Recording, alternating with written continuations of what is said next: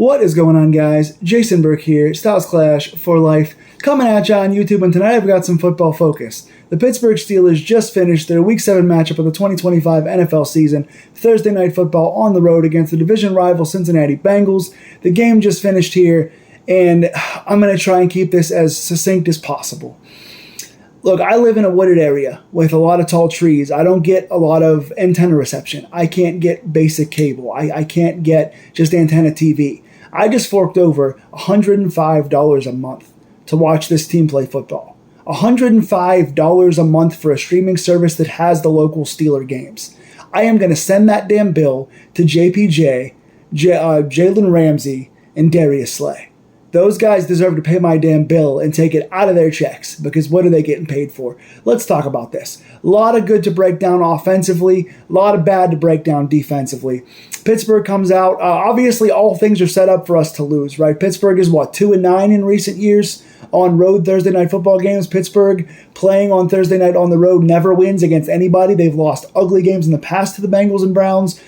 This game was marked as a loss for me before the season started because I thought Joe Burrow was playing. Burrow is out for the season, but the Bengals did just trade division rival Browns, which Mike Tomlin has talked about how crazy it is to trade inside your division. But the Bengals do go and get Joe Flacco, who's a veteran quarterback who's up there in age but still can produce here and there. Comes in and produces tonight against us for sure.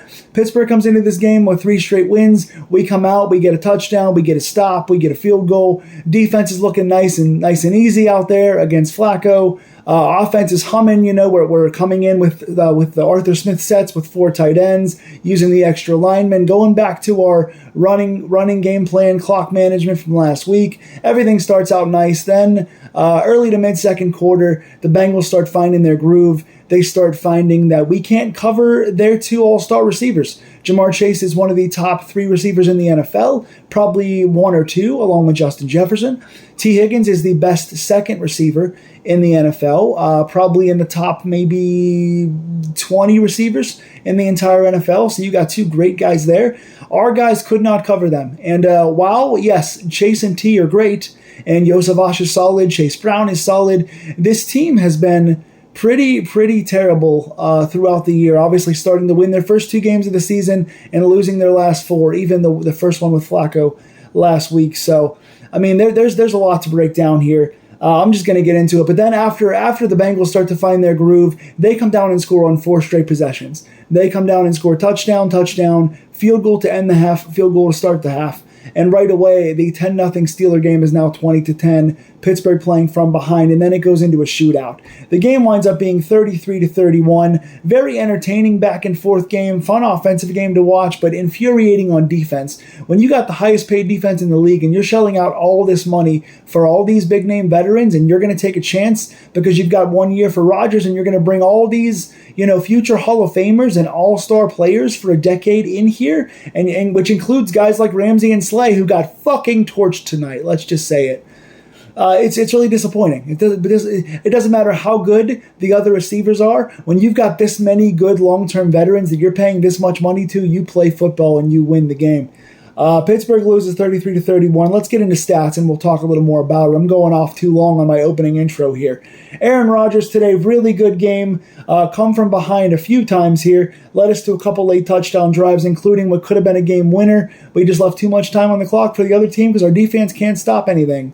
Aaron Rodgers, 23 of 34, 249 yards, 4 touchdown passes, 2 interceptions. I'll get into the touchdowns, but as far as the interceptions, one was a bad pick. Rodgers threw up what he thought was a one-on-one ball, didn't read the safety correctly, and the corner was ahead running the route for DK, so it was a double cover ball. Not a good decision there. Safety comes over and gets the pick. The other interception was a fluky thing. Rodgers threw it up, was a little bit behind DK, but DK caught it, had both hands on the ball. One of those sideline 50-50 balls. DK makes the catch on his shoulder. The other guy comes over and wrestles DK to the ground while he's still in bounds and pulls the ball away. So a headsy play from, I think it was DJ Turner. Headsy play there. So not really Rodgers' fault. It was a caught ball that got wrestled away. So only one of those picks is a bad pick. The other one just kind of happened on a good play. But overall, good night for Rodgers, 249 and 4 touchdowns. Really, not only did he have some gutsy plays, and he threaded some needles, two really nice needle threading middle of the field passes to Pat Freiermuth. Was looking like Big Ben, spinning away from pressure, getting to the outside, extending plays, holding the ball, waiting for guys to get open, throwing across his body. He really had some Big Ben style plays tonight and showed his arm strength and his ability to make plays to get receivers open through with his arm, because guys weren't getting open initially. So big night for Rodgers in spite of the loss. Jaylen Warren, 16 carries, 127 yards. That is 7.9 yards per carry. Jaylen Warren has been excellent all season long. They finally got him more carries. You still want to see more than 16 if you're carrying for almost 8 yards a carry. But that being said, Jaylen played excellently, bouncing off guys. Dude's got so much heart and finds so many holes. Receiving-wise, Pat Freiermuth, 5 catches for 111 yards and 2 touchdowns. Let's talk real quick. Pat's been the forgotten guy.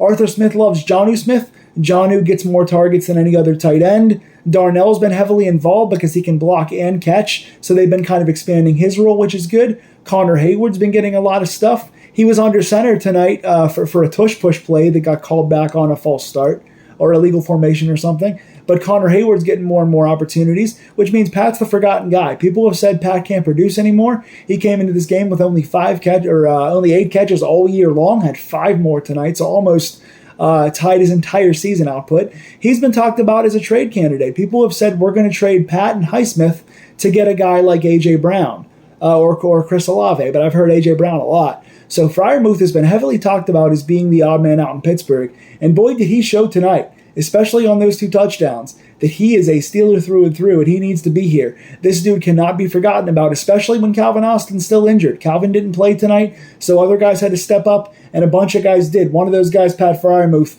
1 great touchdown on a seam route on a 3rd down with a key catch and key touchdown. The other one was an Aaron Rodgers scramble play where he held the ball. Pat got himself open in a seam, made a nice catch on a tight window, turned upfield, and got a 45-yard touchdown. Beautiful day for Pat Freiermuth. Bravo. Use this guy more. I know I say it about a lot of guys on this team. Pat is overlooked. For what reason? I don't quite know. Use this guy more.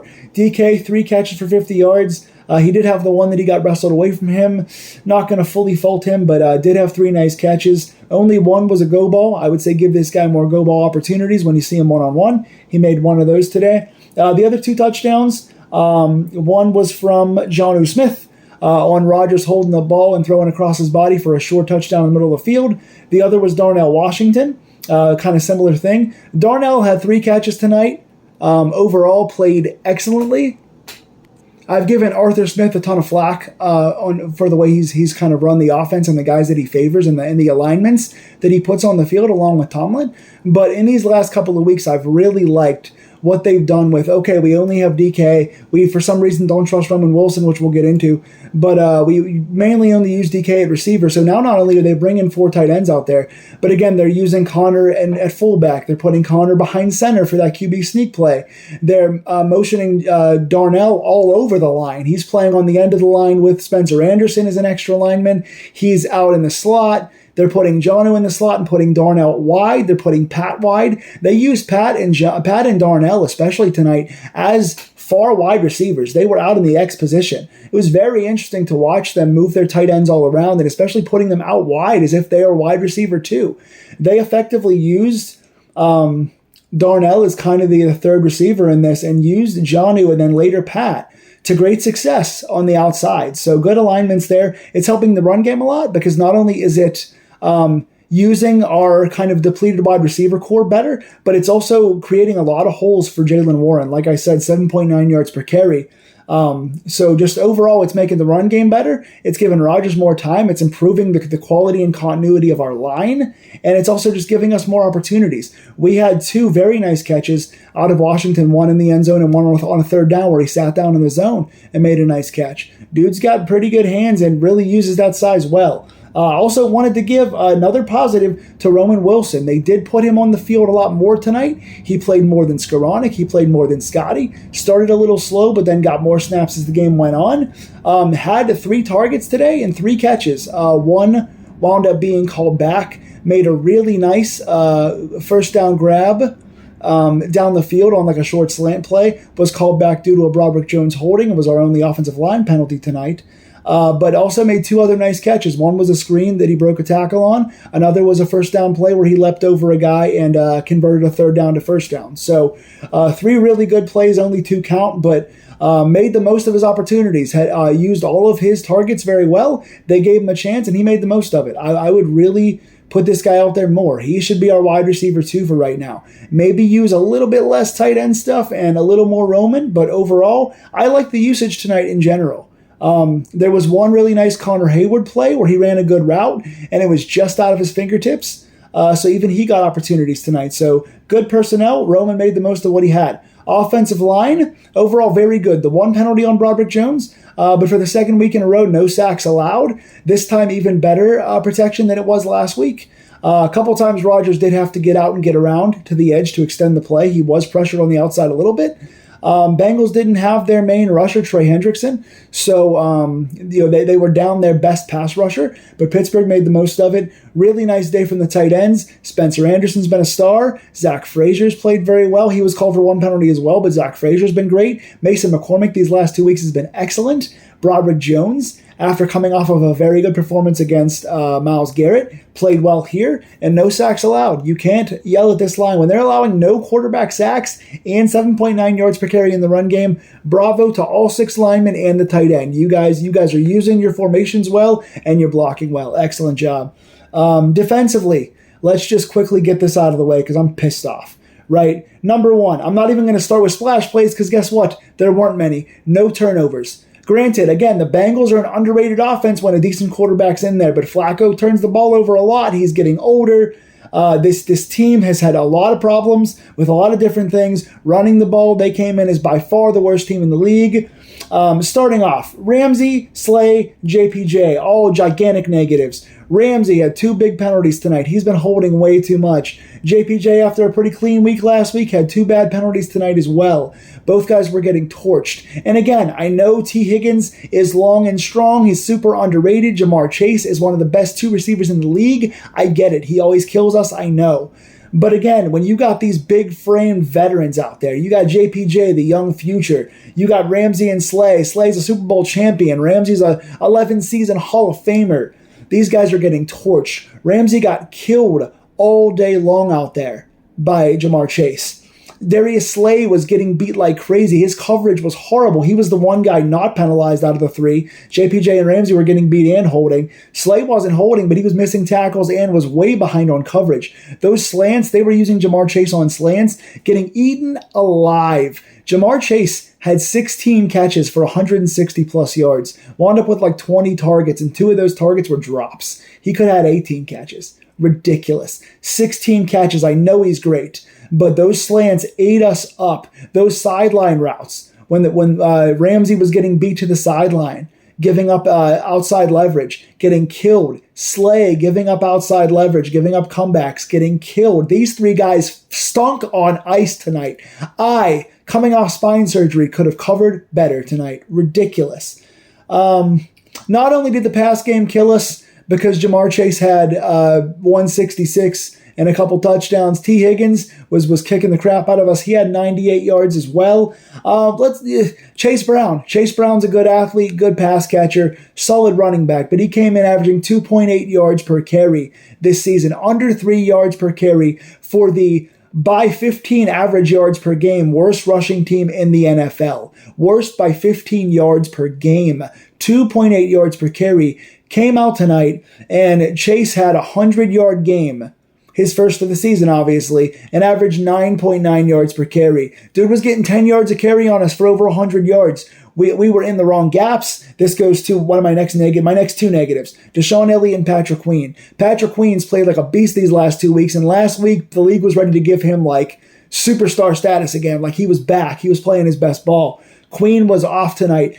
Elliott he led the team in tackles. He had, I think, 6 solos and a couple others. He was a tackle guy tonight, but Elliott was missing tackles. Queen was missing tackles. They were in the wrong gaps like crazy. Whether they were choosing gaps to rush the quarterback and were getting picked up in blocks, or whether they were picking the wrong gap and getting stuffed for runs, or getting guys pushed back into them.